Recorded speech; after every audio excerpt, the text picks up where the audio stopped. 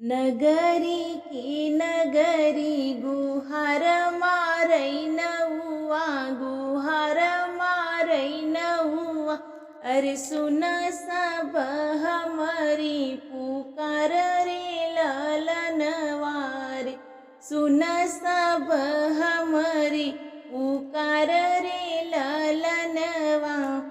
बेटी कमाई मांगई 90 लाख का गहना, 50 लाख का कपड़ा, डेलरी भर के चूड़िया, पियाली भरी सिंदूरा, 12 जोड़ी बजना बजौबा हमरे अंगना।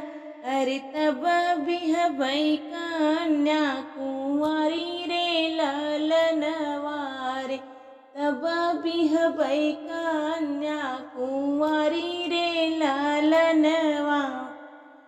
अरे इतनी बचन सुने समधि कवन सिंह, छल गिरई अंगना बिछल गिरई अंगना रे।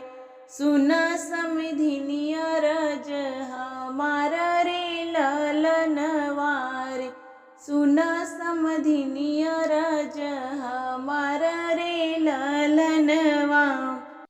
कहवा मैं को बई समधिन 90 लाख का गहना, 50 लाख का कपड़ा, डेलरी भर के चूड़िया, पियाला भर सिंदूरवा, 12 जोड़ी बजना बजौबै तोहरे अंगना, 12 जोड़ी बजना बजौबै तोहरे अंगना रे।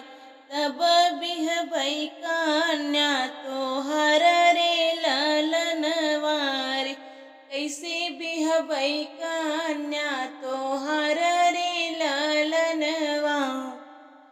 इतनी बचन सुने दुल्हे कवन सिंह, हसत आवै अंगना बिहसत आवै अंगना, हसत आवै अंगना बिहसत आवै अंगना रे। सुन सासु बतिया हमार रे ललनवा रे, सुन सासु बतिया हमार रे ललनवा। हम लाइयो सासु 90 लाख का गहना, 50 लाख का कपड़ा, डेलरी भरी चूड़िया, पियाला भरी सिंदूरा, 12 जोड़ी बजना बजौबै तोहरे अंगना। अरे ब्याही लेबै कन्या तोहर रे ललनवा, अरे ब्याही लेबै कन्या तोहर रे ललनवा। अरे लई जाबै अपने आंगन रे ललनवा रे, रही जाबू सासु अकेल रे ललनवा। अरे रही जाबू सासु अकेल रे ललनवा।